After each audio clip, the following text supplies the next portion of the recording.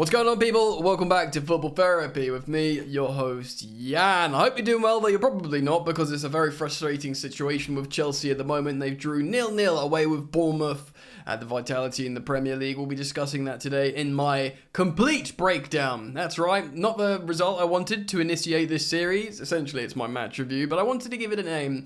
And because I feel like Chelsea give me a complete breakdown whenever I talk about them, or certainly they usually do, it's a good play on words for a complete breakdown of the game. So welcome to the complete breakdown of Bournemouth 0, Chelsea 0. Very, very frustrating outing indeed. Lots of recurring themes and pretty much a very big problem for Chelsea to solve. Both goalkeepers were respectively probably the best players on the pitch in terms of what they did, and for me that's actually a huge positive because I've been quite down on Robert Sanchez. I thought he was very, very good in this game. We'll be looking at some stats, we'll be talking about the combinational play, and we'll be talking about how we get out of this problem, reflecting moving forward. So thanks for joining me. I thank you for continuing to support the content, and yeah man, well, let's get into it. Let's take a look at how this was set up.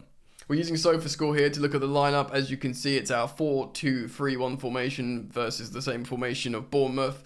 Rob Sanchez in goal, playing very, very well indeed. Thiago Silva, Axel Disasi making a conventional. For me, this is like, it seemed like more of a conventional back four here, probably because Mudryk came in for Ben Chilwell. Caicedo wasn't ready and took a knock in international duty, so we saw a double pivot of Conor Gallagher and Leslie Ugochukwu, with also the generally very fatigued Enzo Fernandez playing in the number 10 there. Malo Gusto keeping his place at right back, and then Sterling plays at right wing. Mudryk comes in for Chilwell at left wing, lasts for about 60 minutes. Of course, you got a booking. Jackson keeps his place up top. Just quickly looking at Enzo Fernandez, I want to show you his heat map here. As you can see, he did play everywhere. He did sort of fall to the left quite a lot. I don't think he's really a great number 10. I think he's a number 8. Maybe we play a 4-3-3 eventually. As you can see here, Conor Gallagher got a high SofaScore rating. Let's have a look there. He was everywhere, bro. He was yeah, he played really, really well, I think. Conor Gallagher, he got let's have a look at his stats here. He yeah, 92% accurate passing in a pretty transitional game. He got 0.45 expected goals and assists in that game from a double pivot position is actually quite good, and he played very well, I think. Conor Gallagher. Of course, we saw Leslie Ugochukwu also play in the midfield. Even though he only got SofaScore, do you know what I mean? He only got a 6.8 rating. I actually thought he was pretty good. He's like, how old is he? Like 19 years old, France under 21 international. The fact how he slots in and we don't have a problem is pretty darn good. Mykhailo Mudryk, so looking at some Misha stats here, didn't touch the ball that many times. He got 0.4 as expected assists, which is okay. He only had 74% passing accuracy. He completed none of his crosses, didn't attempt any long balls. He did do 2 out of 2 dribbles and won some ground duels, but generally with Mudryk, still frustrating. We can talk about him a little bit more in a moment. If you look at the stats for the actual game in its entirety, for context here, we had 1.7 expected goals, nearly 2 expected goals, but we've seen this before, man. I mean, if you get 1.7 onwards for away from home, that is often fine. That is often fine, but it wasn't fine in this instance. So we had 64% possession, which you'd expect against Bournemouth. 14 shots, 6 on target, 6 off target, and 2 were blocked. We had 7 corners to their 1. Yeah, so relatively dominant here, with both teams missed 1 big chance. I have a feeling ours could be from Nico Jackson, sadly and frustratingly. Okay, in terms of the timeline, Jesus Christ. In the first half, not much. Both our wide forwards, Mudryk and Raheem Sterling, were booked. We saw loads and loads of bookings actually in this game. A very, very frustrated team. And then of course we saw the first substitution was Palmer coming on for Mudryk. I thought it was Chilwell in my head there, but no, Palmer came on. And I think no one will be upset to see Palmer. Chilwell eventually does come on, but he comes on at left back, which is something we've all wanted to see as opposed. We saw Ian Maatsen take a shot as well, and ultimately the game kind of petered out. This was way too even of a game for my liking, especially just because we're playing Bournemouth. Granted, it's after an international break. Pochettino hasn't had a chance to work with his first teamers because they were all away. And it's just, Bournemouth have kind of been a bogey team for us of late. But it's just not good enough. It's the same thing, isn't it? Like, how do you coach them to finish these chances? The expected goals are there. You're keeping clean sheets. How, what's happening? Of course, let's talk about some key moments. Raheem Sterling hit the crossbar with a pretty darn good free kick. It hits the crossbar and kind of goes in, but it doesn't fully go over the line and bounces up and out. So that's kind of unlucky. But still, and Levi Colwill obviously follows up, but he's well offside. Levi Colwill also nearly scores again in like a goal-mouth scramble. There was really, actually quite, nervy moments for both sides in this game, up and down the pitch. Other chances to score. Nico Jackson is very, very frustrating. FYI, this is the time where I just get him out of my fantasy football team. We can talk about player performances a little bit. Should we start with Mudryk? Because he's a big talking point. Of course, he came in and started at left wing over Ben Chilwell. I think Ben Chilwell should just be starting at left back. Although, actually, he didn't look that good when he came on, Ben Chilwell. And Levi Colwill generally played very well. If we're going to play Levi Colwill to be honest, say it quietly, maybe it's time to drop Thiago Silva and just play Disasi and Colwill, flanked by Gusto and Ben Chilwell. Play start. Ben Chilwell looks better after starting rather than coming off the bench in this game where it's all a bit manic. Just coach him as a left back. That's what he does. Coach him as a left back and start coaching Mudryk. Look, Mudryk is clearly got immense ability. He did a really good 1-2 with Nico Jackson in this game, which was obviously what he did in pre-season with him when he scored that goal. They do have some form of chemistry, it looks like, but I still have massive concerns over him. And then watching him play, I understand why Pochettino is hesitant to just start him, because he just doesn't know. Was it Sterling that was showing him when to press and how to press? He just doesn't know when to go. He doesn't have that instinctive reaction to a pressing trigger when the opposition does something and he's supposed to be on top of them. He's not there. He's willing to be there. He's really athletic. He's got the ability to get there. He's really fast. But he's just not doing it yet. He's not doing the right movements. He's clearly shook for confidence. And, you could make the argument of that will come by just playing him. Do you know what I mean? Sticking him in games and letting him express himself and, finding a way to get this kind of tuning and calibration into the games where he does do the appropriate pressing. He's clearly got the moves. He can combine. We've seen him score goals for Shakhtar. He's got a really hammer of a shot on him. It's there to be coached, but I'm sort of mindful of criticizing the Chelsea manager for just not throwing him in.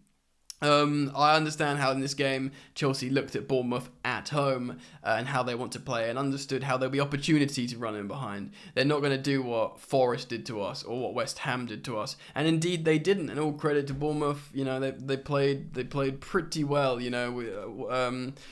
Lewis Cook in the midfield was very, very good, bossing the midfield. There's really not high-profile, sexy names in that Bournemouth team, but they're just settled players and they know what they're doing, settled in the Premier League. So let me know what you think of Mudryk, and let's talk about some other players. Okay, like I said, Ugo Chukwu didn't set the world alight, but the fact how he was just dropped into this game in the absence of Moises Caicedo, I was actually pretty happy with him. And indeed, all of the back four, I've already said Robo Sanchez was really, really impressive in goal. And I know you might think, he's only playing Bournemouth or whatever. But still, he made 4 saves. He prevented over 1 goal, apparently, whatever that means. He 100% run-outs were successful. He made 3 high claims. He made 4 saves from inside inside the box. Well, of course they're going to be inside the box. 60 touches, 91% pass rate, and trust me, goalkeepers can mess that up. 5 accurate long balls, and just looks calm, and he didn't look calm before. Yes, you're only playing Bournemouth, but you're playing away from home when the team in front of you is sorely lacking holistically in confidence. So for you to just stand up and do your job is important, and I think he did very well. I think Malo Gusto played well. I don't really have much of a criticism of the back four. Levi Colwill is fine. I'd rather him playing left centre back and offering additional passing like he can do on top of Ben Chilwell, because we're gonna have to juice up this attack, man. The defense isn't bad, really. Like, I think the goals that we've conceded this season is largely due to the fact how Chelsea are panicking because they're not winning games they should be, and as a response to that panic, they're letting in soft goals, which is something very, very common you see just in football as a sport generally in terms of like narrative and game flow. So yes, so I don't think it's a problem with the defense. I just quickly want to show you this as well here. Let's have a look at this. Look, this bar you see on the top left with the blue and green. Green represents the attacking momentum of Bournemouth. The blue represents the attacking momentum of Chelsea. Lots of attacking momentum there, and best part of 2 expected goals. Look, man, that is enough to win a game away at Bournemouth. It's clearly like a confidence thing here, man. Like I said, I'm happy with the defense. I was very happy with Conor Gallagher in midfield. When he was on the ball, he didn't make any mistakes. He did everything right, and I don't really want to dig out Leslie Ugochukwu next to him. If you want to talk about poor performers, I think Enzo Fernandez, for all his pretty passing he does, I think this wasn't one of his best games for Chelsea. I know he just enjoyed a really good international break for Argentina, scoring a goal, nearly scoring a wonder goal, and obviously had to travel back and was the second last back in the squad, so all things considered, I get that, but it wasn't one of his best games. We've talked about Michael Mudryk, how I think it's something's there for him, but he just looks so unconfident at the moment, and he needs to develop that. And Nico Jackson, man, like he played, all over the place. He ran again. You can't like fault him for his effort. 0.21 expected goals, so it's not like he missed an absolute sitter like he did at like in Nottingham Forest. He did have an opportunity that if he saw the ball coming towards him, he could have headed it in from 6-7 yards out, and it came off his chest, I believe. Ben Chilwell from a corner crossed it in, and he sort of just bounced off his chest. Again, Nico Jackson's performances are slipping, and I think that's because he's not scoring. Of course, he got a booking. He screwed all. For those of us biased Chelsea fans who've still got him in FPL, we won't be happy with him. Yes, again, no goal or assist and a yellow card. The thing is with Chelsea and the centre forward, right now, until Bruyne is ready, which I don't think he is, and until Christopher Nkunku is ready, which he won't be for months, he knows he's just gonna play. I'm not saying he's like phoned in or like he's playing like deliberately, he's like lethargic or anything because he knows his space can't be taken. No, I think he's putting in the effort. But for us, we've got to reflect on the fact how there's no other option at the moment for a Chelsea striker. But then again, like I said, with like conceding soft goals, I think if you go ahead in games, you don't concede soft goals. But I think if you go ahead in games, get ahead, then the likes of Nico Jackson and these other players will have the pressure alleviated off them a little bit, and maybe score their goal and do an action that's a little bit more risk-taking and less like desperate because they're like, oh my god, we're not winning, we need to score, we need to beat Bournemouth. Do you know what I mean? There is a touch of that. Of course, we saw substitute appearances from Ian Maatson, who had a shot, tried to blag a penalty. Ben Chilwell was pretty poor for me, coming in cold off the bench, made a couple of mistakes, deliberate tactical foul to receive a yellow card in transition. I know you're supposed to like do those as a team player, but it's just a frustrating thing. Probably the brightest out of the bunch was Cole Palmer. He played 27 minutes, he got amongst it a little bit. He managed to hit 23 touches. He didn't have an opportunity really to do much. Young Cole Palmer.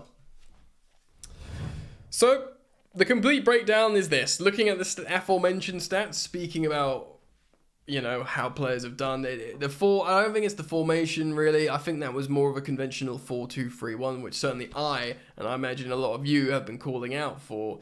You know, we had dominated the ball away from home. And possession, Chelsea have had a lot of possession this season. I'm sure throughout the coming week, you'll see more of these stats popping up along social media of, you know, the expected goals, how many touches in the opposition area Chelsea have, and how we're ranking so highly, but we're so low on the table. It is super frustrating, and you do worry because we spent a lot of money, of course, as we know, the recurring narrative that everyone likes to talk about. But you look at the bench for this game, and it was just kids, man. You know, it was absolutely just kids. We had like Ronnie Stutter, Matos, Gilchrist, Bergstrom, you know, of course, Maatsen and Palmer. These are all kids, you know, and there was kids starting as well in Leslie Igochukwu. I know Malo Gusto is like seasoned now, but Mudryk still has sort of the innocence of this unproven player. I know I'm calling for maybe Thiago Silva to be dropped. I'm not blaming any of this on him. He didn't do anything wrong. I'm just saying maybe we need just dynamism, as much legs and dynamism from back to front. You know, it's not like we need Thiago Silva to put his foot on the ball, calm everyone down, and protect leads, because we're not getting any of these friggin' leads in the first place. Do you know what I mean? That's really, really frustrating. Pochettino, he's got to get goals out of this team. Look, I kind of feel a little bit bad for Mauricio Pochettino, because if you do look at the Chelsea team, there's not anyone that screams goals. Like Raheem Sterling was, you know, millimeters from scoring another goal today, and that would have put him on 3 goals in 5 games with like an assist or 2, which is a very good return. But Sterling is the senior player that you can rely on for the odd goal. There's too much pressure on him. You know, even Nico Jackson's like 22 years old. I know that's, you know, Haaland's like 22 or whatever, but it's not old, it's not seasoned. So there's not like experience to lean on here in terms of goals. So I do feel a little bit bad for Pochettino. I do wonder what's going to happen also in January if the Chelsea ownership are going to like prang out and just freaking throw loads of money at a striker. And is that the solution? I'm not sure it is. There is probably a collective idea here that when a goal goes in, or a couple of goals go in, things are going to be all right. And I don't mean Luton at home. I mean like maybe away from home or at home against good opposition. You need like to just a couple of things to go right in a situation against a good opponent, you know, and then like you breed confidence, because it was a little bit of a playground time against Luton at home. Look, Reece James coming back isn't going to change this massively. Malo Gusto's playing well. Nkunku maybe, but again, I've said previous videos, it's too much pressure to apply on Christopher Nkunku to save our attack. We need to build on what's here. I mean, it's just going to be coaching at the moment. He's got one positive is Mauricio Pochettino's got his team back now. His full team that he can coach in the week, which he didn't have on the international break. No excuses now, Pochettino, because you've got the kids, you've got the boys. You keep saying they're all talented, they're massive potential, and the feeling's good, and fine.